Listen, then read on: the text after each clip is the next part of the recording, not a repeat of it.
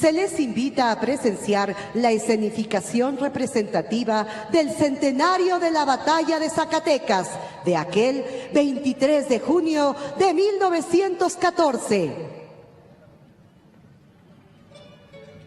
Los antecedentes de la Batalla de Zacatecas inician con la traición al gobierno constitucional de Francisco I. Madero y ser asesinado por órdenes de Victoriano Huerta, quien asumió la presidencia de la República. El 19 de febrero de 1913, el Congreso del Estado de Coahuila decreta facultades extraordinarias al gobernador Venustiano Carranza para organizar fuerzas militares y coadyuvar al restablecimiento del orden constitucional perdido. El 26 de marzo de ese año, en la hacienda de Guadalupe, Coahuila, se signa el documento que llevaría por nombre Plan de Guadalupe, creándose el Ejército Constitucionalista, origen del actual Ejército Mexicano, siendo don Venustiano Carranza su primer jefe.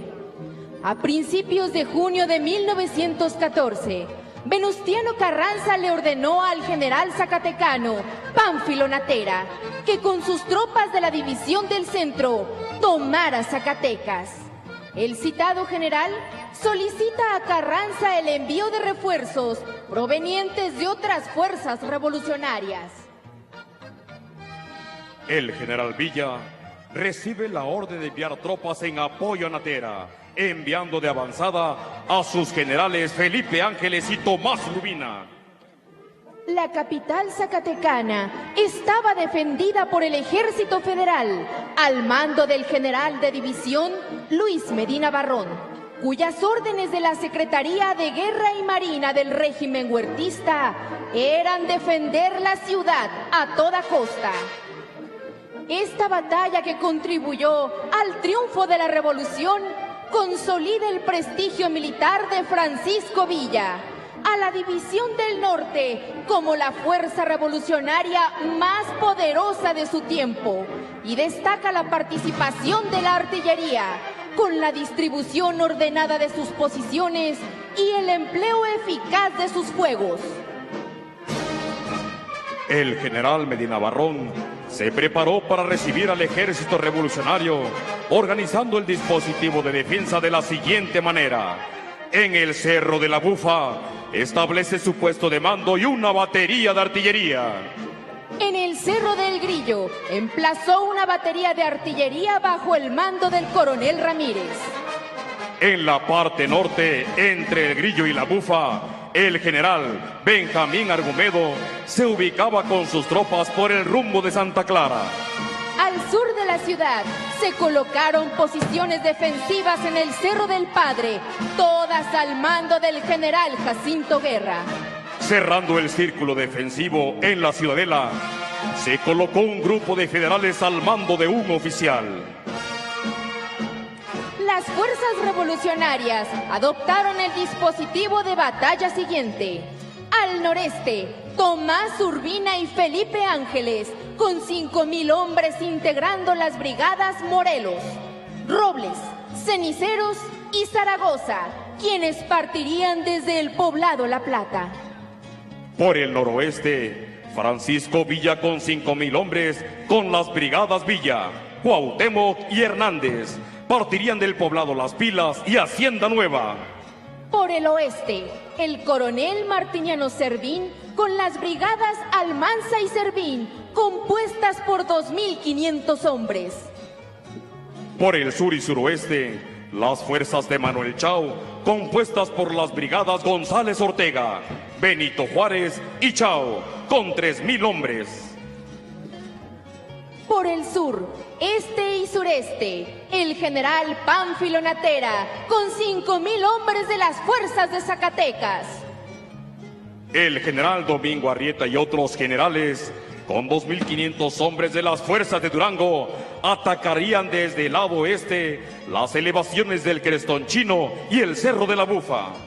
El general Ángeles colocó 28 cañones en el norte, en apoyo de las fuerzas que atacarían los cerros de la Bufa y el Grillo, y 11 por el sur, que cubrirían el Cerro del Padre y las salidas de la ciudad hacia Fresnillo y Guadalupe. Con el emplazamiento de ambas fuerzas, todo estaba listo para la batalla más importante de la Revolución Constitucionalista. El Ejército Federal, presto y decidido a defender la plaza, con soldados dispuestos a hacer gala de sus virtudes militares. Los revolucionarios, por su parte, mostraban ser combatientes dispuestos a perder la vida en defensa de sus ideales. La toma de Zacatecas inició la mañana del 23 de junio de 1914. Los cerros que rodean Zacatecas presenciarían la más significativa batalla de la Revolución Constitucionalista, misma que daría inicio con el estruendo de un cañonazo que sembraría los cimientos del régimen huertista. Las banderas de guerra ondean a lo lejos para señalar el derrotero que los revolucionarios debían seguir en la lucha, mientras las fuerzas federales se mostraban preparadas para realizar una férrea defensa de sus posiciones. Se inició el ataque revolucionario de manera simultánea en todas las direcciones de la ciudad. El lenguaje de los cañones y de la fusilería se hizo escuchar en ambos bandos. El campo de batalla se comenzó a teñir de rojo. La batalla se mostraba en su inicio con un avance decidido por parte de los revolucionarios y una defensa tenaz por parte de los federales. Dirijamos nuestra mirada a la elevación que se encuentra frente a este presidium. Ambas representan el crestón de la Bufa y el crestón chino. La toma del Cerro de la Bufa es realizada por los generales Tomás Urbina y Felipe Ángeles, que dirigen el avance de sus hombres por el norte y noreste de la ciudad de Zacatecas. Estos 5,000 valientes, formados en largas líneas de combatientes revolucionarios, avanzaban en oleadas bajo el mando de sus oficiales y con la protección del fuego artillero propio que les abría el camino con dirección a la lucha y con la firme convicción de encontrar la libertad.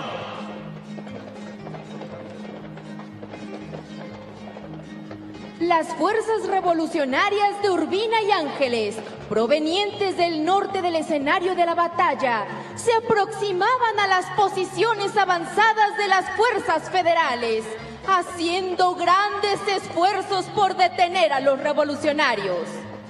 El apoyo de los 28 cañones de la artillería revolucionaria, al mando del general Felipe Ángeles, hacía que el avance fuera intermitente, mermando la capacidad de la defensa de los federales. Las voces del fuego de la fusilería y la artillería se dejaron escuchar anunciando lo intenso de la batalla.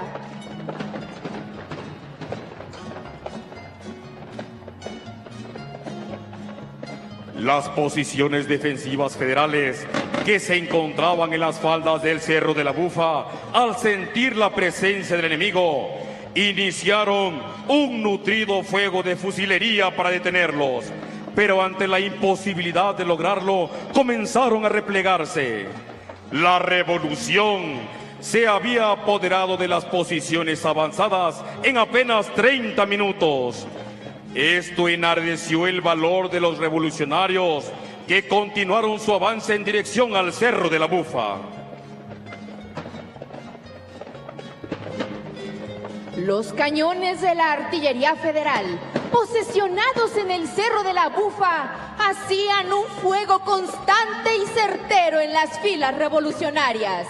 La combinación del fuego de los fusiles, el repiqueteo de las ametralladoras y la acción de los cañones federales formaban una contención que incrementaba la dificultad del avance revolucionario para llegar a las faldas de la elevación.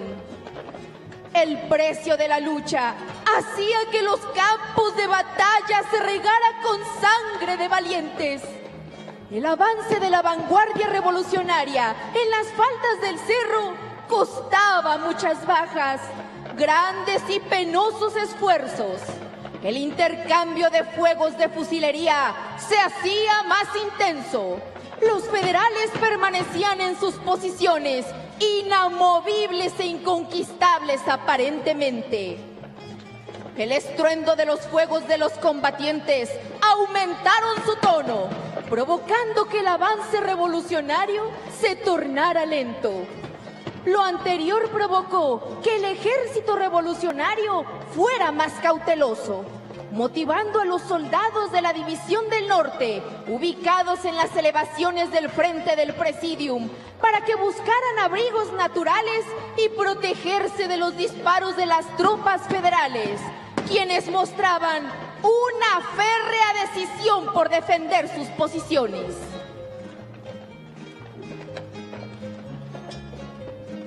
Esta situación provocó que Urbina y Ángeles ordenaran a sus tropas detener su avance, mientras planeaban la forma de tomar por asalto la elevación.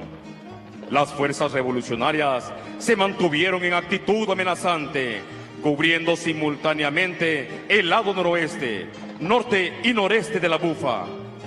Por el flanco derecho del escenario, al lado este, el general Domingo Arrieta y otros, con 2.500 hombres de las fuerzas de Durango, que se sumaron a la acción y atacaron la elevación El Crestón Chino, ubicado frente a las fuerzas de Arrieta, contribuyendo a presionar las defensas federales, quienes demostraban ser un enemigo de consideración.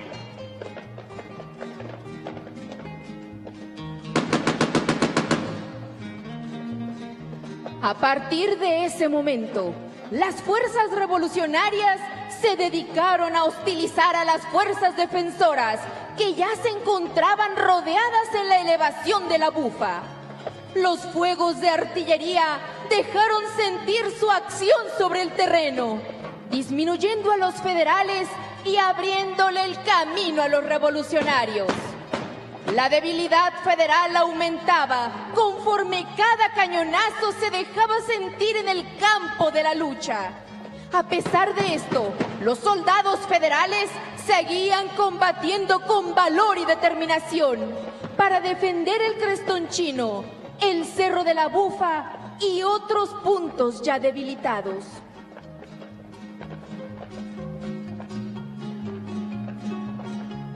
La infantería revolucionaria seguía avanzando, apropiándose poco a poco del objetivo con el apoyo del fuego de artillería de la División del Norte. Ante tal acción, no tardaría en desplomarse la posición defensiva federal.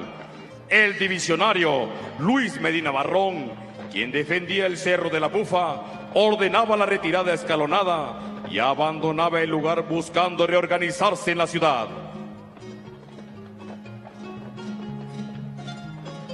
Enfoquemos nuestra vista a la izquierda y atrás de la ciudad, en el Cerro del Grillo. En este lugar simultáneamente se atacaban las demás posiciones federales. Las fuerzas revolucionarias avanzaban para apoderarse de esta elevación.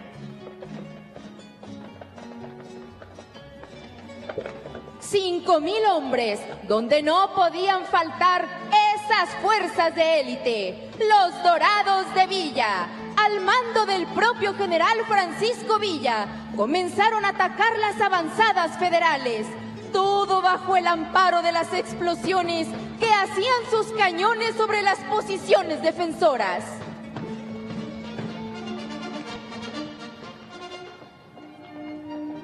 Los federales, al observar el avance sobre el Cerro El Grillo, procedieron a contestar con un intenso fuego de artillería sobre todos los atacantes. A pesar del fuego de cañones, los revolucionarios concentraron su ataque en las posiciones avanzadas del enemigo. Las fuerzas villistas hicieron un gran esfuerzo y lograron tomar estos objetivos antes del mediodía.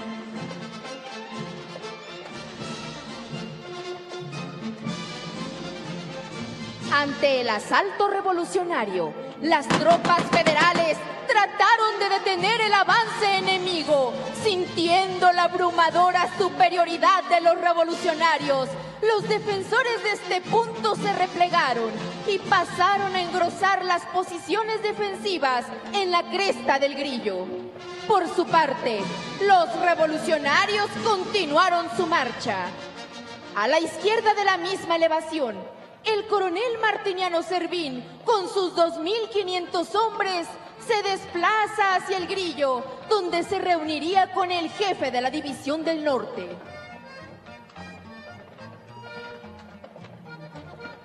En su movimiento se encuentra con grupos federales, mismos que lo recibieron con fuegos masivos de fusilería, acompañados de potentes disparos de cañones, formándose un aguerrido intercambio de fuegos artilleros.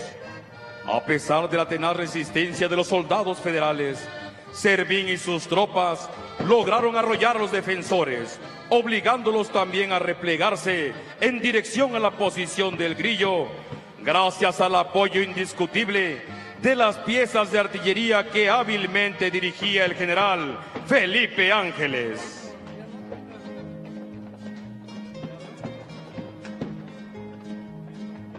Después de esta pequeña victoria, el coronel Servín y sus tropas continúan su camino. Una vez que el Centauro del Norte se encontraba en las faldas del Cerro del Grillo, ordenó que momentáneamente se detuviera el ataque, al considerar el gran esfuerzo realizado hasta ese momento, el agotamiento de las fuerzas revolucionarias y la necesidad de reorganizar a sus tropas y las piezas de artillería.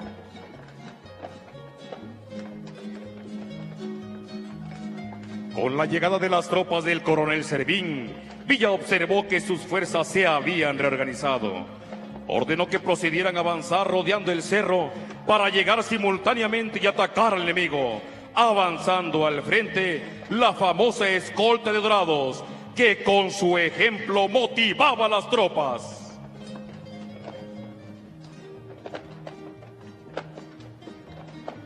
Una vez más se escucha el rugir de los cañones, haciendo temblar los centros de batalla. Ambos contendientes mostraban coraje, valor y decisión.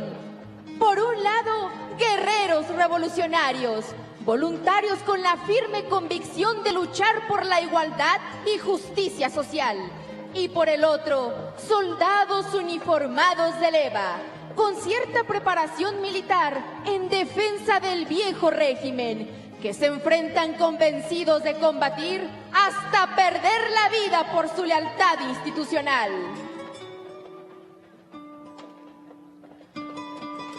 Durante esta lucha, se empleó toda una combinación de los ingenios de guerra: cañones, fusiles y ametralladoras, que se manifiestan en el campo de batalla, sembrando muerte y destrucción. La balanza se inclinaría hacia la gloria o la desesperanza, según la habilidad, inteligencia y preparación de los mandos de ambas fuerzas contendientes. La intensidad del fuego de artillería revolucionario motivó que los federales en sus posiciones defensivas mermaran su resistencia. Llegó el momento en que por el fuego de los cañones atacantes y después de que estos sacaran fuerza y valor hasta el último aliento, no pudieron resistir más, por lo que continuó el avance revolucionario.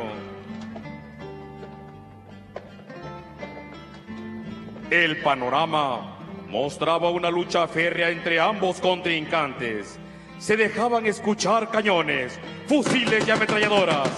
Los mandos de ambas fuerzas se mostraban atentos al desarrollo del combate para poder encontrar la oportunidad de atacar y debilitar, convirtiéndose en una lucha de decisiones.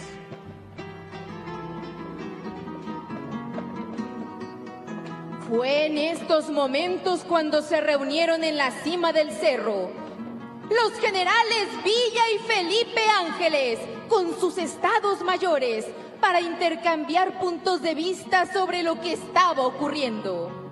Los artilleros del Ejército Federal que defendían el Grillo, al observar que se reunían dos grupos de jinetes, consideraron que podría tratarse de dos estados mayores con sus respectivos generales, sin poder identificar plenamente al propio jefe de la División del Norte.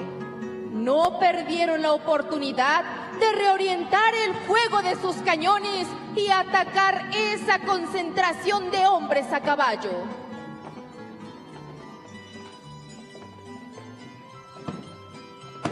Los generales, así como los miembros de sus estados mayores, dieron una muestra de valor extraordinario y no se inmutaron ante las explosiones de los proyectiles de los cañones federales que caían a su alrededor. Esta escena hizo que aumentara la moral de las tropas constitucionalistas. Los federales que observaron el ya peligroso avance de la División del Norte contra el Grillo, concentraron el fuego de sus cañones contra los atacantes. Eran impresionantes las muestras de convicción de los soldados de ambos ejércitos, que haciendo gala de un valor inaudito, mostraban desprecio a la muerte, unos avanzando y los otros defendiendo su posición aún a costa de su vida. La resistencia federal continuaba, mientras las fuerzas de Manuel Chao, compuestas por 3,000 hombres, avanzaban por el sur de la ciudad.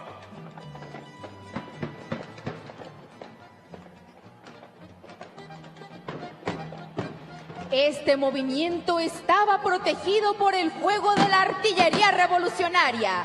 Durante su avance se encontró con posiciones adelantadas federales que el general Medina Barrón inteligentemente había colocado como una primera defensa de la ciudad. Soldados que mostraron coraje y valor y sobre todo dispuestos a no hacer fácil el trabajo de los revolucionarios. La superioridad numérica y de fuego permitió que el general Chao derrotara esa primera defensa, haciendo que los federales se replegaran hacia la ciudad y de esa manera pudiera continuar con su avance y perseguir a los soldados replegados. Es en estos momentos donde esas valientes y abnegadas mujeres, luchadoras incansables, hacen presencia. Las Adelitas, apoyando a los hombres en la lucha revolucionaria, recargando los fusiles, procurando la atención médica en el propio campo de batalla. Y ante la caída de un combatiente, ellas ocupaban su lugar. El soldado federal, popularmente llamado Juan, también contaba con esa mujer de inmensa bravura y estoicismo, su fiel acompañante, la soldadera, quien hacía lo propio para apoyar a los combatientes mediante la procuración de alimentos y el cuidado de heridos. El papel de Adelita o soldadera en esa épica jornada de la revolución demostró que al lado de cada soldado fuerte hay una mujer aún más fuerte que está apoyándolo. Su participación fue fundamental para mantener en alto la moral de las tropas. La mujer forma parte de la memoria colectiva de los mexicanos y de nuestra historia en la construcción de un México mejor.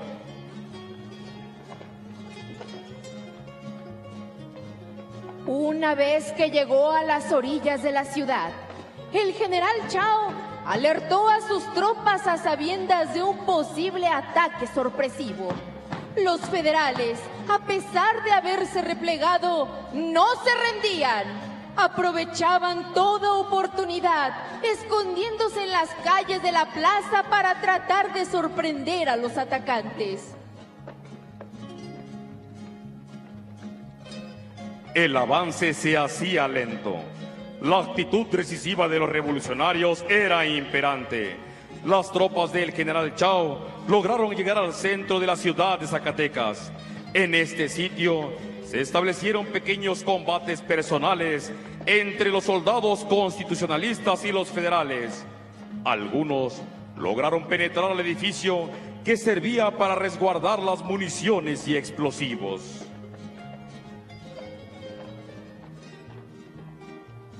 Todo hacía parecer que la actuación del general Chao era la señal que esperaban las fuerzas de Villa para tomar por asalto, en un primer tiempo, el Cerro del Grillo, siendo secundado por la toma de la Bufa, provocando que las tropas huertistas finalmente se replegaran a la ciudad.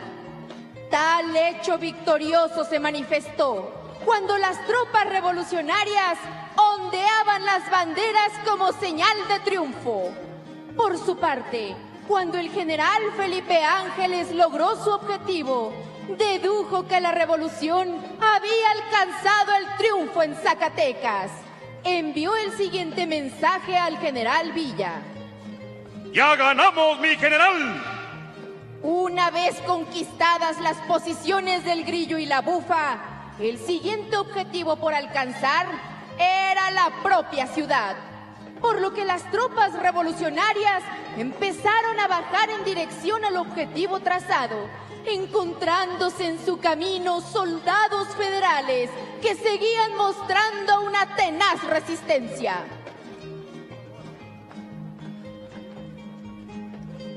El general Chao y sus tropas, que habían sido los primeros en llegar al centro de la capital zacatecana, continuaban combatiendo en las calles. Y entonces se presentó un estruendo que paralizó a todos los que se encontraban en el campo de batalla.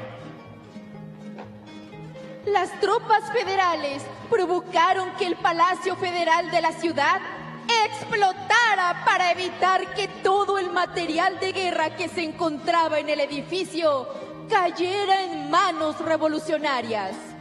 Este evento provocaría la muerte de por lo menos 300 personas, entre combatientes, mujeres y niños en su mayoría.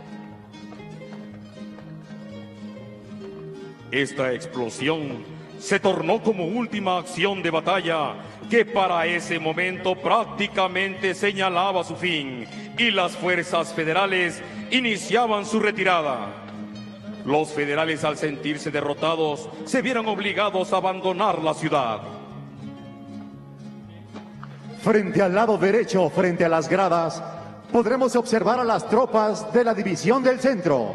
El general Pánfilo Natera y sus tropas, que estaban desplegados por el este y sureste de la ciudad, resguardando el camino que llevaba a Guadalupe, tenía la misión de evitar la llegada de refuerzos procedentes de Aguascalientes. La retirada federal inició al sentir que sus esfuerzos por mantener la ciudad fueron superados. Instintivamente deciden escapar por el camino a Guadalupe.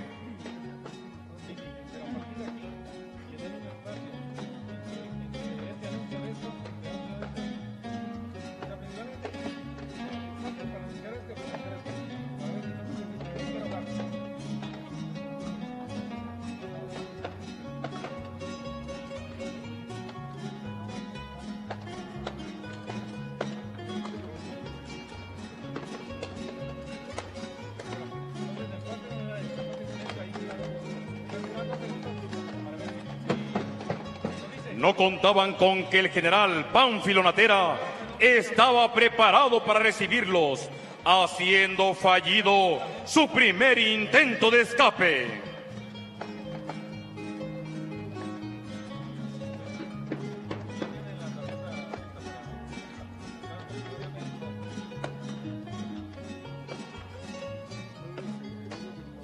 Disminuido el grupo y con el frenesí de supervivencia, buscan otra salida por el camino a Jerez y a Fresnillo, pero nuevamente se encontraron con otro obstáculo: las fuerzas de Manuel Chao, quien les detiene y evita el escape. Los que logran sobrevivir hacen acopio de fuerzas para realizar otro intento de escape, dirigiéndose por el camino a Guadalupe. Todo era caos. El pánico se había apoderado de las fuerzas defensoras. Fue el valiente general Benjamín Argumedo de las Fuerzas Irregulares Federales quien organizó un contingente de caballería, logrando romper el cerco de las fuerzas de Natera, en medio del fuego de los cañones y fusiles revolucionarios, provocando la salida de unos 400 hombres de caballería, incluyendo a varios generales como los divisionarios Medina Barrón y Antonio Lea, además de varios jefes y oficiales federales.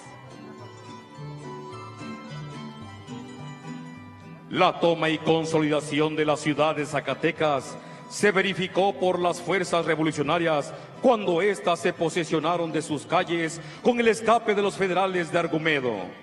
Las aisladas y escasas fuerzas federales que quedan en el interior de la ciudad intentan desesperadamente una defensa, por lo que se continúan por unos breves minutos los enfrentamientos en algunas calles. Pero era tal la avalancha de revolucionarios que para los defensores era prácticamente imposible contenerlos. Los últimos defensores perdieron la vida en sus posiciones defensivas en las calles de Zacatecas. Los soldados federales que sobrevivieron quedaron prisioneros de las fuerzas revolucionarias. La figura de Francisco Villa, el famoso Centauro del Norte y comandante de la División del Norte, junto al mejor artillero de México, el general Felipe Ángeles, y el general zacatecano Pánfilo Natera, líder de la División del Centro, fueron entrando a la ciudad con la satisfacción de compartir con las tropas el sabor de la victoria, quienes fueron recibidos con gritos de júbilo y alegría.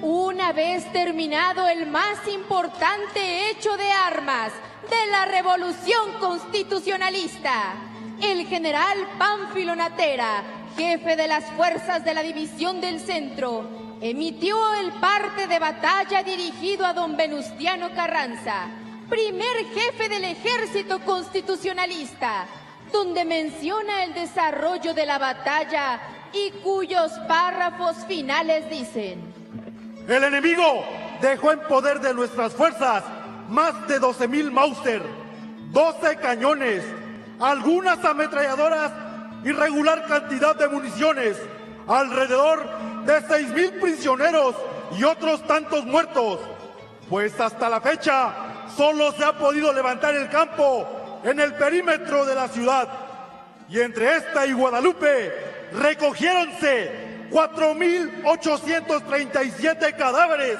faltando un número considerable en las demás partes del campo de batalla. Honróme felicitar a usted con alta satisfacción por el triunfo completo de las armas constitucionalistas. Tengo el honor, ciudadano primer jefe, de hacer a usted presentes las seguridades de mi atenta y respetuosa subordinación. Con este parte quedaba clara una situación. la revolución y el ejército constitucionalista, hoy ejército mexicano, habían obtenido una gran victoria sobre el régimen de Huerta. Esta batalla fue una de las más relevantes, ya que Zacatecas era el centro vital de las comunicaciones del norte del país y un importante bastión militar donde se concentraban más de 10,000 efectivos, columna vertebral del Ejército Federal. Al haber tomado la plaza, quedó abierta la puerta a la Ciudad de México para los constitucionalistas.